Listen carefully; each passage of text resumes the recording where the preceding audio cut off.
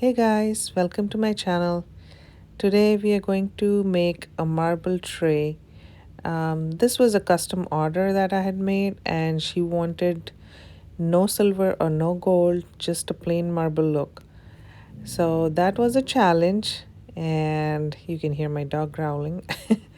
So we started with a mold. She wanted a small tray to keep her perfume, so I started with a 7-inch oval tray mold and poured the resin mixed with white pigment almost up to the top, leaving just a little bit out, and using a heat gun, just blew on top of it to get rid of any bubbles.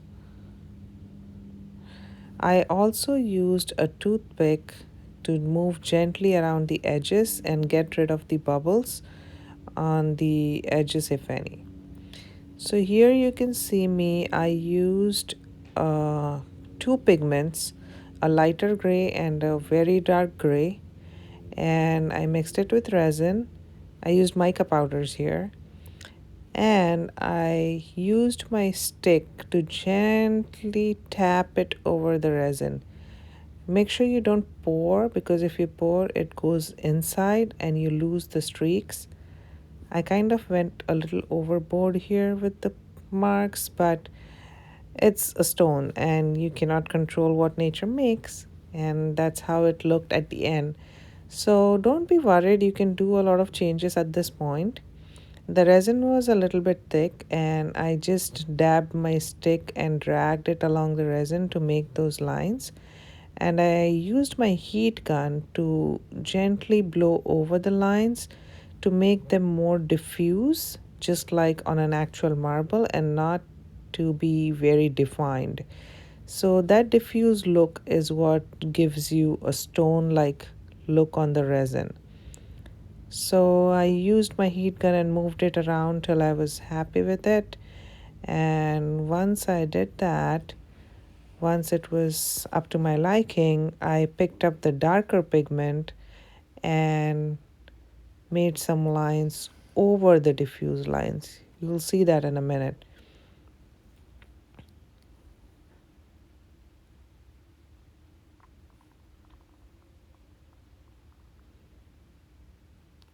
Okay, so now you can see me putting the darker pigment over the lighter diffuse lines. So that creates a more realistic look. And once again, just drag your stick gently over the resin. Do not dip it, do not pull on the resin. Just tap, tap, tap, and move the resin along. And that's the key to this look, my dear. I kept doing those lines over all of the diffuse lines and just went along with it, not too deep,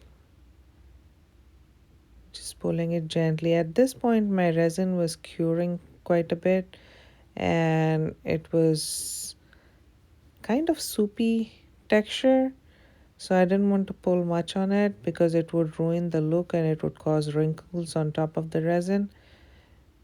This thing, though it looks pretty fast, it took a long time because I was not pouring the resin, and it I had to really go slow. So you can see sometimes that the resin is just sticking to the stick and being pulled. So I had to be very careful not to pull the resin in and mess up the design. So here am I, just going along with the flow. So once it was all done, I let it cure for about a day, around 20 to 24 hours. And then I gave it a top coat. After curing, I demolded it, and I usually like giving a top coat on my pieces. That gives it kind of a nice glassy look. I didn't record doing the top coat. I just forgot about it. I'm sorry. But yeah, I do like giving my pieces a top coat. That kind of gives it a very glossy finish. And I like that finish. So it's up to you. If you want it to look like a real marble, you can just leave it at this point. But I like that top coat. I'll just show you the finished piece in a bit, but just want to take a moment here to say that if you like this video, please subscribe and share. Sharing is the best form of advertisement for me.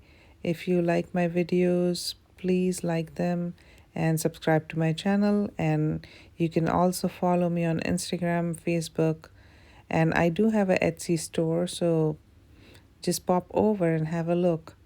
Thanks again for watching. If you have any questions, let me know in the comments below. Thank you. See you again soon.